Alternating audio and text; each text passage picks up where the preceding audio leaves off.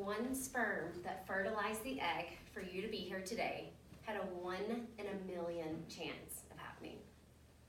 If that wasn't staggering enough, every time there's sexual intercourse, there's not pregnancy. There's actually only a 15 to 20% chance of that happening. So you were within that 15 to 20%.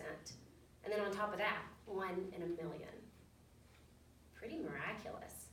Especially when you look at the fact that your chances of getting struck by lightning are 1 in 700,000. More likely to get struck by lightning than to be here today.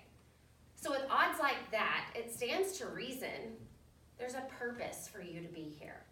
There's a reason that you were put on this earth. I encourage you today to follow along with me in a few activities to help you find your purpose if you've yet to do that, and make a dogged attempt at really knowing what this purpose for you to be here is. One thing I did, dive into self-awareness. And by that, I took out a sheet of paper, wrote down some descriptive words that I felt like really described who I was as a person. Then, your next step is to take those words one by one and really challenge them. What proof has shown up in your life that says, yes, I am this type of person? And if you're struggling to find proof for that descriptive word, go back to the root. You see, sometimes in society, we have people that we know that have well intentions, and they might make a very innocent little statement, and then all of a sudden we form an identity based off of that statement. And I'll give you an example. When I was 7, I'm at McDonald's trying to figure out what I want to eat. And my dad said, "Oh, you're so indecisive, just come on." From that point, I thought, oh, I'm not good at making decisions. I'm indecisive. And when I come to this exercise and I got to that word, and I really struggled to find proof. Why am I indecisive? No, I'm pretty decisive here. I've made good decisions here. So I go back to the root. When I was 7 years old, an innocent little statement had formed a piece of my identity. So really challenge those. Second, I did a thing called brain dump.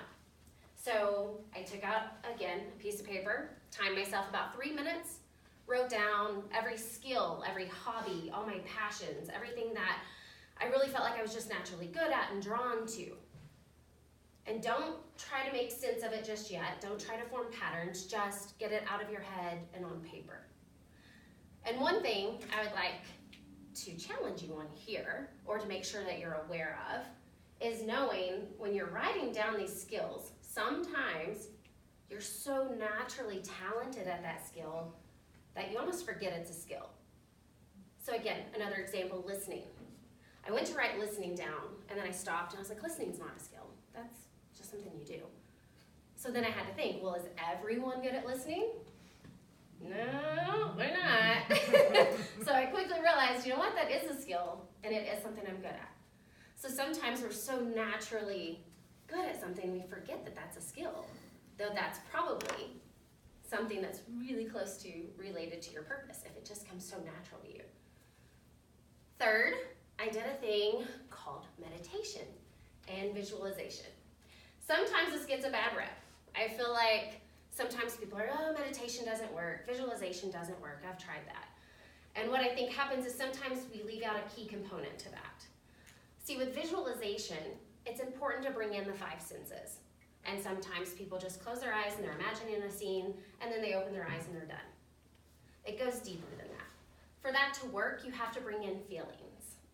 So when you're doing this visualization and meditation, think of, if I was living this ideal life, what would I be doing right now?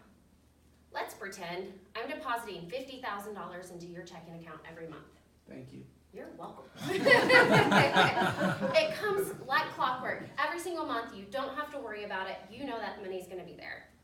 Thus, you don't have to work. Now your time is free. What are you doing with that time? If everything is just taken care of for you, how are you spending that time? And then when you're visualizing that, what are you seeing around you? What maybe are you tasting? What sounds are you hearing? And bring in those feelings. These are just a few activities that I did. Again, spent 6 months really focused on, I lived, breathed, slept, finding this life purpose. And one thing else I did was I limited the amount of TV I watched. Didn't listen to the radio as much. I was listening to webinars. I was listening to YouTube videos. I was reading like crazy, surrounding myself with this message from other people that had found their purpose so that it was seeping into every cell in my being.